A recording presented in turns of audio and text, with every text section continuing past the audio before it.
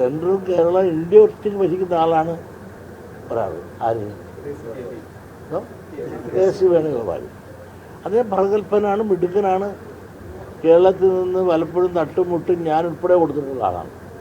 പക്ഷേ ഇന്നിപ്പോൾ അദ്ദേഹം ഇന്ത്യയിൽ അധികാരനായിട്ട് ഇന്ത്യയിൽ കോൺഗ്രസ് എങ്ങനെ നയിക്കണം, എങ്ങനെ പോകണമെന്ന് തീരുമാനിക്കാനും ഉള്ള അധികാരമുള്ള അധികാരനായ ഒരു നേതാവ്, ഇന്ത്യ ഭരിക്കുന്ന ഇന്ത്യൻ നാഷണൽ കോൺഗ്രസിൻ്റെ ഒരുപക്ഷെ ഇന്ന് മൂന്നാമത്തെ സ്ഥാനം, പ്രസിഡൻറ്റോ അല്ലെങ്കിൽ സോണിയാജിയോ കഴിഞ്ഞ മൂന്നാമത്തെ സ്ഥാനം അദ്ദേഹത്തിനുണ്ട്.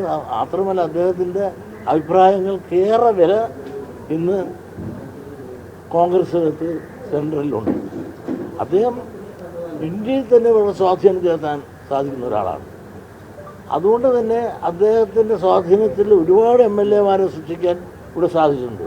ഒരുപാട് പ്രോബ്ലംസുകൾ പലയിടത്തും പല ആളുകളും പരസ്പരം മത്സരിക്കാൻ കോൺഗ്രസിൽ നിന്ന് വന്നപ്പോൾ അദ്ദേഹത്തിൻ്റെ ഇടപെടൽ കൊണ്ട് അവരെല്ലാം മാറ്റിക്കൊണ്ട് ഒറ്റ കോൺഗ്രസ് സ്ഥാനാർത്ഥിയാക്കി നിർത്താനുള്ള നയവും ചാതുര്യവും നേതൃഗുണവും അദ്ദേഹത്തിന് കാഴ്ചവെക്കാൻ സാധിച്ചു.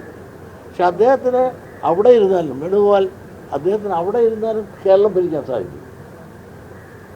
അദ്ദേഹത്തിന് വരുമോ എന്നെനിക്ക് സംശയമാണ്. കാരണം കൊച്ചു കേരളം ഇവിടെ തന്നെ അത് കറുകപ്പുല്ല് മാത്രമേ തിന്നാറുള്ളൂ.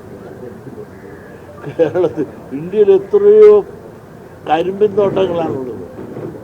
ആ കരിമ്പിൻ തോട്ടങ്ങളൊക്കെ തിന്നാതിരിക്കാനുള്ള സൗകര്യമുള്ളപ്പോൾ ഈ കറുകപ്പുല്ല് തിന്നാനായിട്ട് അദ്ദേഹം ഇവിടെ വരുമെന്ന് എനിക്ക് തോന്നുന്നില്ല.